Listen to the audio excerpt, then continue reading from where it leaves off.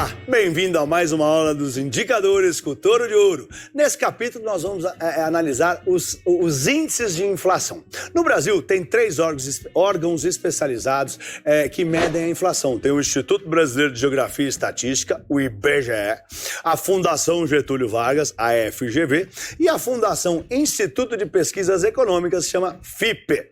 Cada índice tem uma metodologia diferente para medir a variação dos preços, né? Muda o peso, muda a composição do índice, né? A cesta de produtos que eles analisam, muda a faixa da população estudada, a faixa etária. Vamos começar pelo principal deles, o IPCA, tá? Que é a inflação mensal oficial do Banco Central. O IPCA, que é o índice de preços para o consumidor amplo, ele é divulgado pelo IBGE, sai em torno do 8º dia útil de cada mês, né? E o mercado olha de perto esse número. Lembra que você tem que sempre se lembrar que o consumo é o indicador mais importante do PIB, de uma economia, tá? É o mais importante, né, indicador de como estão indo os negócios numa economia. Bom, o IPCA é o índice mais importante de inflação do Brasil, tá? Aliás, a inflação do consumidor é mais importante em qualquer lugar do mundo, né? É o consumo que gira a roda da economia. Tudo tem que girar em volta do consumidor, tá? O IBGE criou uma cesta imaginária de 460 itens, de 460 produtos, né? É tomate, sabonete, celular, né? Um monte de coisa. E ele mede a variação desses preços nas metrópoles, tá? Sei lá, São Paulo, Rio de Janeiro, Belo Horizonte, Porto Alegre, Curitiba, Recife, Fortaleza também, tá? Belém, né? E o Distrito Federal, claro, né? Distrito Federal, claro. E Goiânia também. Essas são as cidades. Bom, por isso que eu gosto de pensar que esse é um índice de inflação urbana. É isso que eu gosto de pensar, tá? São as famílias urbanas com renda de 1 a 40 salários mínimos, tá? Que moram nessas regiões aí que eu mencionei. A cesta é mais ou menos, tá? Vou falar mais ou menos como que é a cesta. Tem alimentação e bebidas 23%, né? Eu não tô falando das vírgulas, tá, gente? Você pode olhar ali onde tá aqui no curso, vai estar lá certinho com a vírgula, tá? Bebidas mais ou menos 23%, transporte uns 20%, habitação uns 14%, saúde acho que é 11% mais ou menos, despesa pessoal uns 10%, vestuário acho que é 6,5% mais ou menos, comunicação uns 5%, aí tem aqueles artigos da moradia, de residência, que é 4,5%, e educação 4%. Vamos supor, né, que essa cesta vale R$100 e no ano seguinte ela vale R$103. Nesse caso, a inflação foi de 3%. Desde 2000, o IPCA é utilizado pelo Banco Central como medidor oficial da inflação do Brasil. Ele serve, né, como referência para o Banco Central, né, se a meta da inflação está sendo cumprida. Se ele disparar, a inflação está saindo do controle. Dependendo de como a inflação está se comportando, o Banco Central define a política monetária, define os juros, define a nossa Selic. A meta da inflação usa o IPCA acumulado em 12 meses e esse indicador é que é importante para nós. A meta do Banco Central tem uma margem de tolerância para cima e para baixo, tá? A gente chama isso aí, a meta da inflação, a gente chama de centro da meta. Se a meta da inflação, por exemplo, for 4, que em 2020 a meta da inflação era 4, ela pode, a margem é 1,5% para cima ou 1,5% para baixo. Seria uma banda onde o Banco Central pode trabalhar, tá? E pode pensar um pouco sobre as decisões de juros, porque às vezes a inflação vai e às vezes ela volta. Então, se a meta é 4, a inflação vai para 4,15, mas ela volta para 3,90, talvez o Banco Central possa pensar 2 vezes no que vai fazer, tá? Então, se a taxa de juros, a meta da inflação é 4, a banda fica entre 2,5 e 5,5. Durante o ano de 2020, essa meta ela esteve em 4, né? E essa margem de tolerância de 1,5 ficou entre 2,5 e 5,5, né? Ou seja, em outras palavras, o IPCA pode oscilar de 2,5 a 5,5 sem que a meta seja formalmente descumprida. Se você for um investidor astuto, se você pode usar o índice de inflação ao seu favor nos investimentos. Além de estipular o reajuste de preços no mercado, né, ele ajusta também vários papéis atrelados ao IPCA, como Tesouro Direto, LCI, LCA, né? O IPCA, ele dá uma variação de preços, uma porcentagem, né? Mas não é só o índice que o mercado acompanha, não, né? Tem outras coisas. Os economistas também buscam pistas sobre a qualidade da inflação, não só se ela está subindo ou caindo, não só a trajetória da inflação. Quando divulgam o IPCA, vários economistas fazem estudos detalhados para entender a qualidade da inflação e não somente a trajetória. Por exemplo, vamos dar um exemplo. Eles estudam o índice de difusão da inflação, né, que mede quanto a alta de preços está espalhada, o percentual de itens, de quanto subiu cada item no mês, né? Foi só um produto, por exemplo, né? Foi só um produto que subiu 500% ou foram 100 produtos que subiram 5%, né? Eles calculam também, por exemplo, o núcleo do IPCA, né? Eles tentam eliminar ou reduzir, pelo menos, a influência dos itens mais voláteis, né? Mais voláteis no mês, para ver como que a inflação está variando, né? É como se fosse expurgar o produto que subiu mais, o produto que subiu menos, né? A gente sabe que o mercado sempre quer o máximo de informação possível. Então, um mês é muito tempo para nós investidores. E aí eles inventaram as prévias, né? Então, por exemplo, o IPCA tem uma prévia, chama o IPCA 15, né? E aí tem um outro dado que a gente olha, que é esse IPCA 15, né? Que é chamado a prévia do IPCA. Mas também você pode pensar que o IPCA que sai a cada 15 dias é a metade do outro IPCA, já que o IPCA cheio vai pegar esses 15 dias também, né? Então esse IPCA 15, ele dá uma bela sinalizada pra gente de como vai ser o IPCA, porque no IPCA cheio considera os primeiros 15 dias, né? Computa esses 15 dias também. E ele, né, claro, óbvio, ajuda a gente a tentar inferir, né, como que vai ser o IPCA, e aí decorre de como vai ser, quais vão ser os próximos passos do Banco Central. Por exemplo, o IPCA, agora num outro exemplo, né, ele é utilizado para o reajuste do IPTU, né, que é o Imposto Predial Territorial Urbano, IPTU, né? Já a FGV divulga 3 famílias de índices de inflação. Os IGPs, né, que é o Índice Geral de Preços, os IPCs, né, que são os índices dos preços ao consumidor, e os INCCs, que são vários, né, que é o Índice Nacional do Custo da Construção. Tem muita gente que fala que é o Custo Nacional da Construção Civil, não, mas é o custo da construção. Vamos olhar o IPC e o IGP primeiro.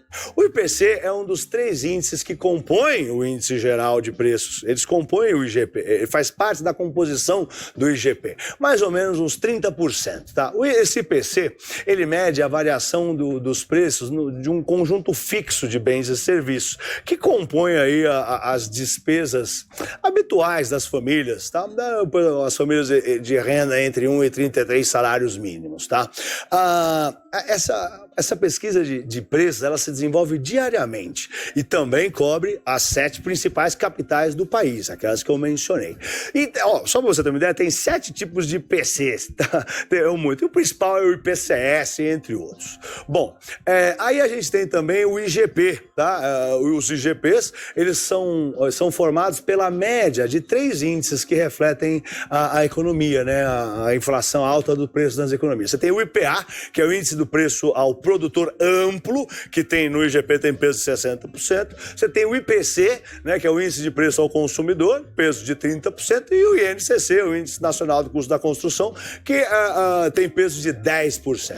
E o que mede o IPA, o IPC e o INCC? Vamos lá. O IPA, ele mede as variações nos preços das mercadorias industriais e agrícolas antes de chegar no consumidor final.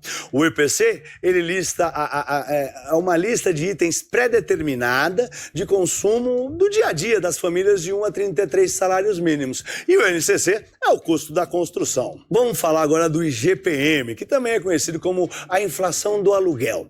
É um dos primeiros índices cheios a sair. Ele sai bem no comecinho do mês, né? Ele tem duas prévias. Normalmente é o único índice que é mais recente, né? Mais próximo das reuniões do Banco Central, do Comitê da Política Monetária, o Copom, tá? E o Banco Central, ele também olha esse número aí para decidir sobre a taxa de juros. Basicamente, né? Esse índice tem influência sobre o IPCA, que é o principal. O IPCA é o principal para o Banco Central, tá? Ele tem influência no sentido que ele é a taxa principal para o reajuste do aluguel. E no IPCA, 14%, que nem a gente falou, é custo de habitação. Então, se o IGPM subir, o valor do aluguel também vai acompanhar e aí também vai mexer, né, entra no cálculo do IPCA. Agora vamos analisar como interpretar esses índices de inflação. Como você já percebeu, os indicadores que o mercado mais acompanha também tendem a ser os que mais podem mexer no mercado. É claro, aliás, é por isso que o mercado acompanha tão de perto. Uma inflação mais alta pressiona o Banco Central a levantar os juros, a subir os juros para conter a inflação. Mas o que é uma inflação alta, né?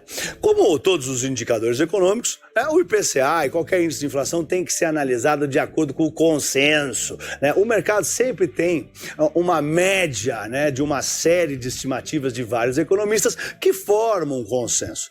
E se a inflação vier abaixo desse consenso esperado pelos economistas, né, a pressão de preços está mais fraca. O Copom tem espaço para cortar os juros, né, e inclusive aquecer a economia, né? Menos juros, você já aprendeu lá atrás, é bom para a bolsa, é bom para as empresas.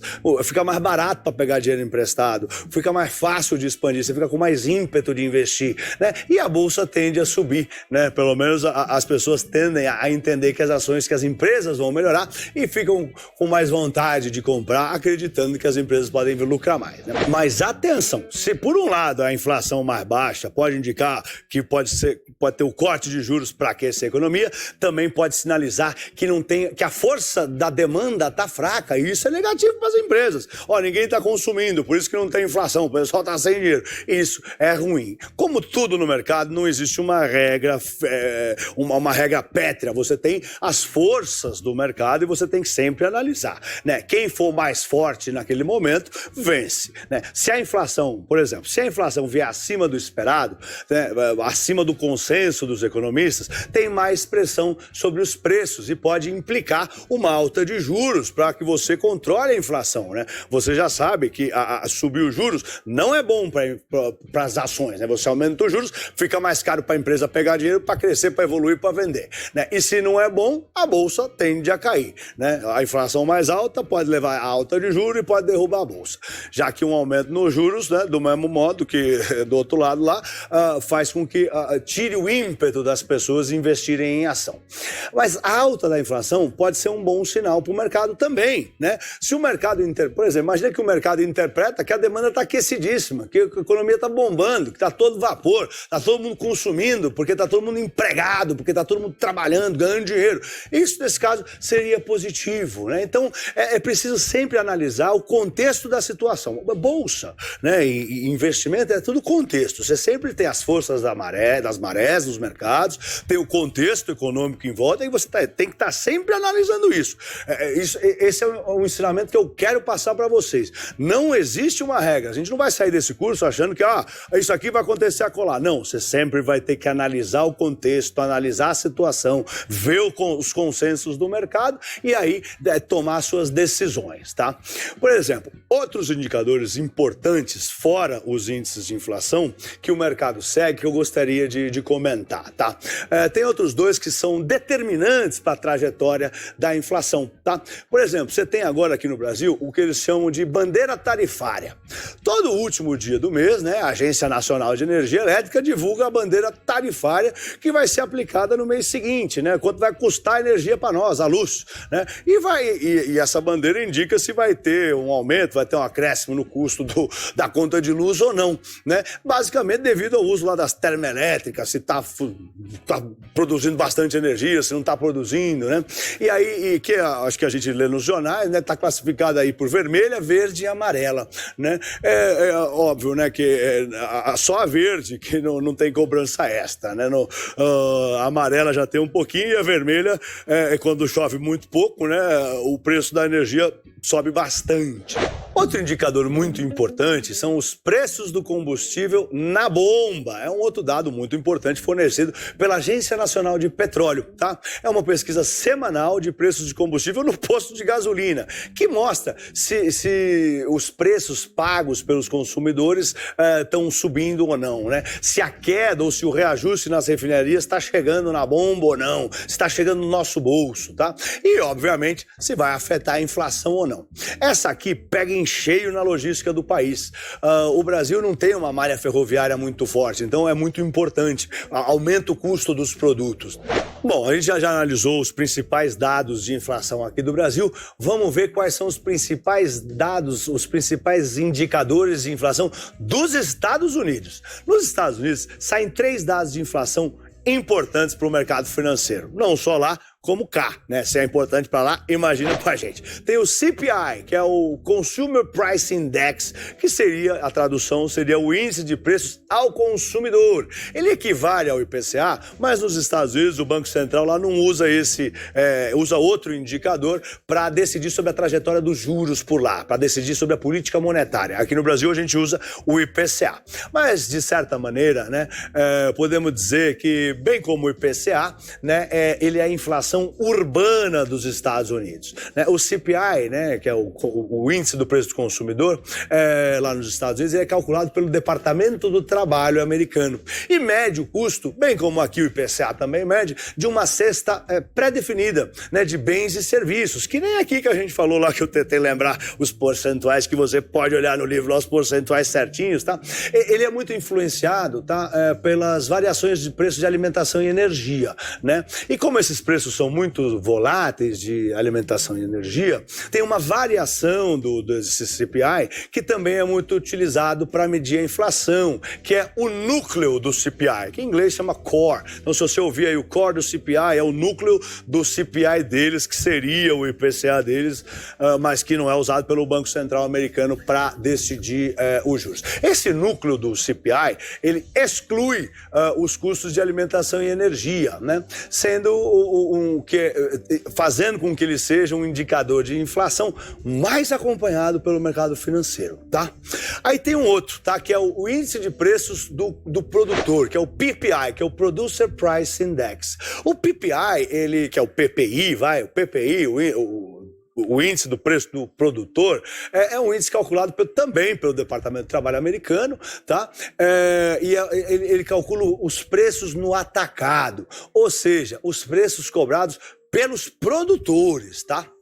Depois do CPI, esse PPI é o índice de preços mais acompanhado pelo mercado financeiro, pela gente. Uma variação desse índice, também largamente utilizada pelos economistas, é o núcleo do PPI, tá? Ele também não leva em consideração, também expurga os preços de energia e de alimentos, que, como a gente falou, são muito voláteis, tá? Bom, então, através desses índices, né, pode-se ter uma ideia mais realista da inflação, né, através dos núcleos, tá?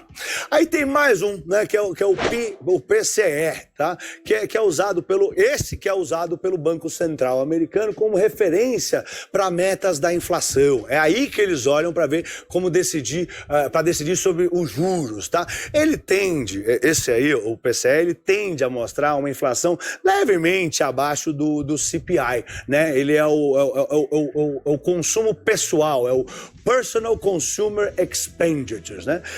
Que no Brasil seria a inflação do consumo pessoal, né? Lá no caso é a inflação do consumo pessoal do americano. Ele é divulgado, né, e largamente acompanhado no primeiro dia útil de cada mês, tá? São sempre referentes ao mês retrasado, né? Então se você divulga ele em agosto, é referente a junho. O Departamento do Comércio americano, ele calcula todos os meses o nível do consumo individual dos Estados Unidos, né? E esse personal consumer, né, esse consumo pessoal, ele é dividido em 3 categorias, tá? Bens duráveis, bens não duráveis e serviços. Importante lembrar, o consumo individual influencia muito na atividade econômica. Sempre lembre disso, o consumo é o principal. Essa é outra mensagem que você tem que levar desse curso. O consumo é muito importante para qualquer economia. É isso aí. Se precisar, reveja esse capítulo, faça os exercícios propostos para assimilar bem o conhecimento. Nos vemos no módulo que vem. Vai, Torinho!